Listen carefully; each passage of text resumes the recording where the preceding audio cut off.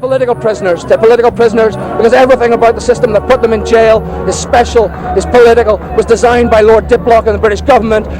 And Lord Diplock said it was an extrajudicial system designed to efficiently dispose of the political opponents of British military rule. C'est à son 55e jour de grève de la faim. Son état est jugé de plus en plus critique par les médecins.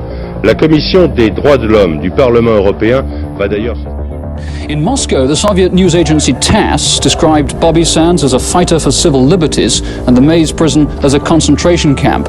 TASS said Sands had been condemned to death by the government's refusal to meet his demand for political status. The text of which was conveyed to Lord Carrington during an EEC meeting in Brussels. And it's this form of international pressure that the government has always been more likely to heed. About 150 yards left. Demonstrators hurried out of the way. Among anti-British demonstrations in various countries, including Australia and Greece, one of the least expected was in Norway, where a group of IRA sympathisers jeered the Queen as she arrived to start a visit. The protesters chanted Sands' name, and the Queen was nearly hit by an object thrown by one of them. Supporters of Bobby Sands gathered outside the British Airways office on Bloor Street.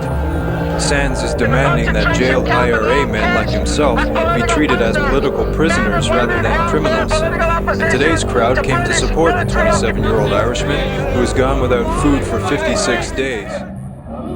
At the European Parliament, now in session in Strasbourg, a debate on the situation in the Maze prison has been fixed for Thursday, but British Conservative MEPs hope to prevent it on the grounds it would only exacerbate a highly charged situation.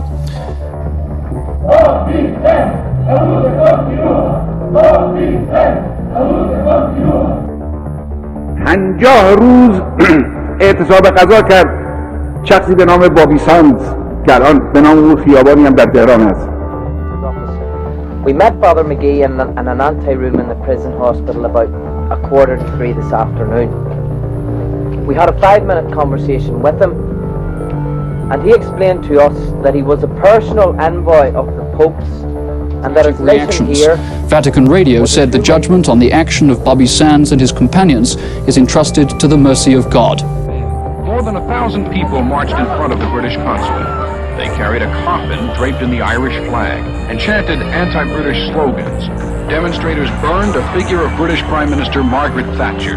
Mrs. Thatcher, she thought she was winning and she was losing. It was the biggest loss. Politically, she was losing.